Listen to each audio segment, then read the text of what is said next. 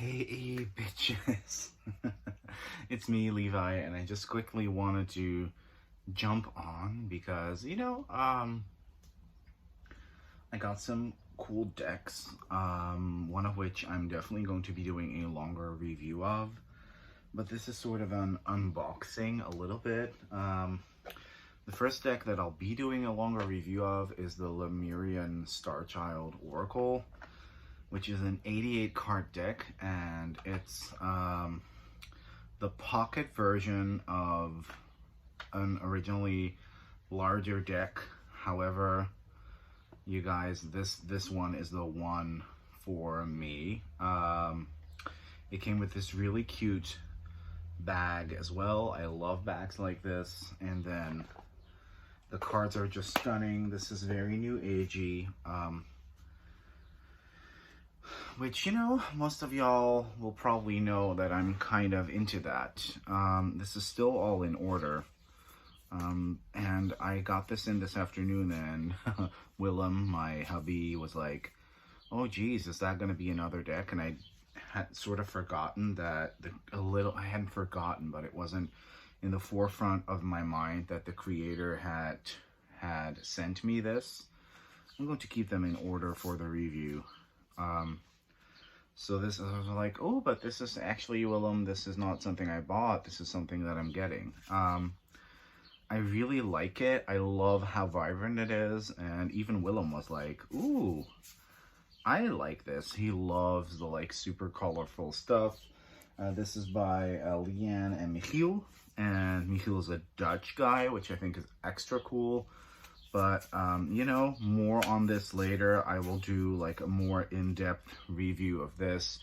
But this is very Lemurian, outer spacey, new agey, starseedy. And most people that have been following me for a longer time know that I'm very into that sometimes. For me, it's either super duper grounded, earthy, stuff, or extremely high vibe stuff, especially when it's made with good intentions. I'm a sucker for decks like that. So yeah, more on this later. And I'd already sort of looked through it, so that's this may not necessarily even be a video for you, because I'm not going to show every card in, but this is also sort of a little unboxing special moment for me. But yeah, I'm definitely gonna film a longer one for this because I think it's stunning. And honestly, the price on this one, it comes in a book box. The guidebook is digital, but you do get a bag. It's 88 cards. It's on 350 GSM cardstock, I think, with a matte scratch UV anti-scratch matte resistant lamination, and with really high quality gilded edges, and it's being sold at a mass market price. So talking about releasing your work in a way that it's hyper accessible, this is it. Look what this is doing to the, I don't know if you guys can see that, but the foiling on the box is doing something to the image on screen. It's very trippy. So I was really happy with that. And then I have my bag here because this is actually funny. This still has the plastic on. Lennox Reese from the Coastal Curiosities deck, who also ever so gently and sweetly designed my guidebook for the, or she didn't design the guidebook, but she designed the box for my Arcane Warrior Tarot. She was like, I went on Amazon.jp and I found some really cool decks. And I was like, I'm a big fan of Miki Okuda, who does the Teen Angel Oracle for Blue Angel. And I knew she had a new Oracle out, but I never really knew how to access that. And I found it on there. So I was like, I know this deck is in Japanese, but Google Translate is gonna work wonders for me. It looks like the guidebook is formatted very well in a way where it's probably gonna be easy for me to translate. And I already love the backs. Look at these backs, guys. So, I've been waiting for this deck for so long, and it's a really nice quality cardstock, kind of that US Games satin matte cardstock, and it's just so pretty. I mean, look at that art. Am I gonna show every card? I don't know. But yeah, this deck fully is in Japanese, so I'm not going to be doing full spreads with this. But I'm definitely going to be pulling a card and just scanning the guidebook in Google Translate. It's all water deities from all around the world, and I just think it's such a stunning and special places, and it's just such stunning art, and it's just absolutely insane how gorgeous this is. I haven't even seen all the art yet on her site, because I kind of wanted to be surprised, and it's just absolutely stunning and insanely gorgeous. And I mean, look at this. Look at this. I think this is really, really pretty. But even the like non-people-y deity cards are really, really stunning and beautiful. And this is definitely worth the you know, the hassle of having to open up the Google Translate app on my phone. Because nowadays, you can literally take a picture of a foreign text from a guidebook, and it will translate that text immediately within that picture. It's insane. So stunning. I've been wanting this for so long, and I'm so glad that I finally am allowed to have this. I love this, and I can't wait to delve into it and scan it and spend a little bit of time with it. And I mean, obviously I'm not showing y'all all the cards right now, but this is an absolutely stunning work of art. I love it. This dragon, look at how gorgeously that, and everything is hand painted. And I love the backs, and geez, it's just so good. It's such like, it doesn't even translate that well to camera. It's just stunning art. I mean, look at this. Look at this. Isn't that amazing? Isn't that gorgeous? Or this drop of water on that leaf. Like, what the hell, Miki? So pretty. This is one of the cards that I knew was going to be in there, and that, like, I was like, wow. This really cool water offering, like, wow. I'm literally at a loss for words, and this is really special. And you know, shipping was about as expensive as the deck itself, but the deck was very aptly priced at a mass market price. So really good quality cardstock, usable guidebook with Google Translate apps. It is nice if there are no wonky fonts or intensely colored pages, because Google Translate finds that difficult, but this is just black and white, so it's going to be very, very easy. What else? Oh yeah, this. I literally picked all of this up at work because I had it delivered to a place nearby. The Dutch postal system has been a mess lately. I don't know what the hell's going on, but so first of all, how am I gonna do this?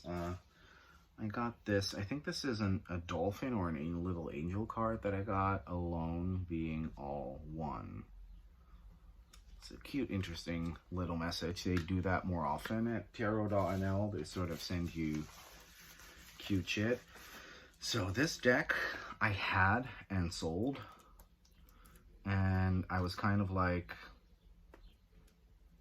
really missing it a lot because it's so stunning. And it's the Nocturna Oracle, because I had this phase where if an Oracle wasn't immediately usable straight out of the box for readings for others, I would like hate it. And this was one of them where it's very guidebook dependent. There are no keywords. But lately my practice has been a little more me focused, where I kind of do readings for myself, take some time, spend some time relaxing with my cards, you know, taking time to read the guidebook. And as I was doing that, I felt that I really missed this deck. It's a really stunning set, and I can't believe I ever let it go, because it's so good. Like, it's such a good deck. So this is all hand-painted gorgeousness on really good quality linen cardstock. I've heard people say that the cardstock was horrible and that it started peeling after one use. I don't have that experience with this deck at all, and I'm a pretty rough shuffler. But this is all nocturnal beings, plants, and phenomena. So that's really dope. The annoying thing is the guidebook isn't in alphabetical order, I think, but maybe this is a different edition, so now it is. But it's all really gorgeously painted painted cards, and this is definitely one where you know, most people will have seen this. Also, the person that recommended this to me back then turned out to be kind of a dick, and never really spoke to him ever again. So that also, like, didn't help me love the deck, which is weird, but sometimes shit like that can happen. But now I was like, no, I need to have this back. It's just too good of a deck to not own. So I'm not going to show all the cards. The last card is the Dawn card, which I like a lot, which signifies the end of the night, and this is the backs. And it's just, seriously, this is one of the best decks I had, and I can't believe I let it go. Let's look at the guidebook. Let's see if it's still in that annoying, yeah, it's still in that annoying order. But you know what? It's one page per card, and it's very, once again, it's really easily formatted, where there's not a lot of clutter, and there's not a lot of illustrations and, you know, wasted space. So I'm kind of like, you know what? Never getting rid of this ever again, because it is that good. And yeah, I love it. This is definitely one that I would recommend 10 out of 10. If you are also that kind of person that lately has been feeling a little bit more like themselves, like practicing for yourself rather than for everyone else in the world. Another one that I was really interested in, and this is the last one, is this one, which I don't really know how I feel about, because, you know, I don't know. I have interacted with Danielle Noel a couple of times. She's lovely. I've never interacted with Rebecca Campbell. What I did find interesting was that they stopped working together, and I don't know what that's about, but I find it really strange that not like last year, or maybe it was even still this year, no, it was last year, Danielle Noel did the Ocean Dreams, the Water Oracle, which I love, and now Rebecca Campbell with artwork by Katie Louise, which is gorgeous, but looks a lot like Danielle Noel. But Rebecca Campbell did the Healing Waters Oracle, and I kind of want to see if and how this aligns with that. We get a Healing Waters Oracle attunement.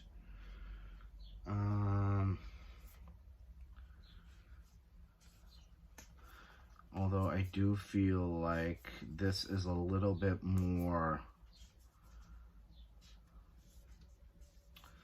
mythology based. I'm not sure. I'm going to have to dive deep into it. Although art wise, I feel like it's kind of, it does feel weird, and I don't know if we'll ever find out stunning though. It's really pretty. Don't know if we'll ever find out what went on there. Maybe it was just a very friendly goodbye, you know, like, but I do see lots of similar, like, art things happening between the two decks. I would also like to do a side-by-side with some other decks by her that I have, but I do feel like there's a bit more balance in here. It's gorgeous. It will photograph like stunningly. Why is there a shadow when what's that about? That's weird. It will photograph really, really, really well. And there are some really like usable keywords in here. So yeah, I'm not mad at it. Making waves. I love that. Like, once again, I have this thing for, it's either, for me, it's either super high vibe or super naturey. And with naturey, I especially mean earth and watery stuff. I love this. The Pearl Alchemy, the reward at the end, from grit to grace. Really love that. So it looks like within the message department, there is a bit more new content to be developed, you know, that there has been a little bit more, you know, and obviously within every Oracle deck you're going to have some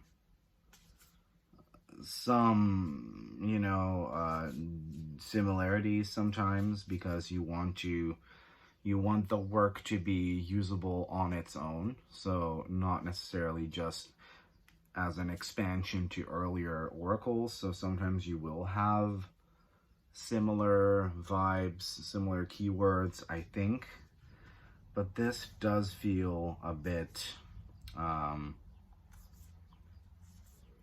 more, you know, funny. I literally have that same keyword in my deck, but that's, I mean, no one owns keywords.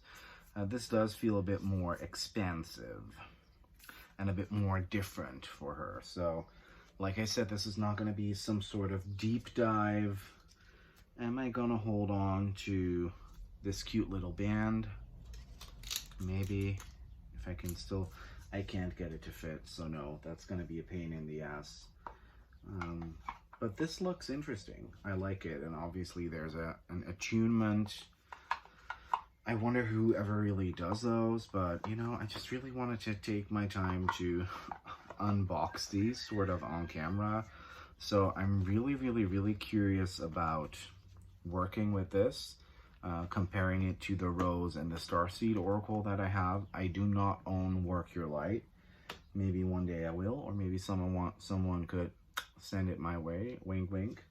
I can't wait to work with this again, because I'm so, you know, it might seem wasteful, but then I see people who have like 20 copies of the same deck, one to use, one to journal with, one just in case, and one just in case, just in case.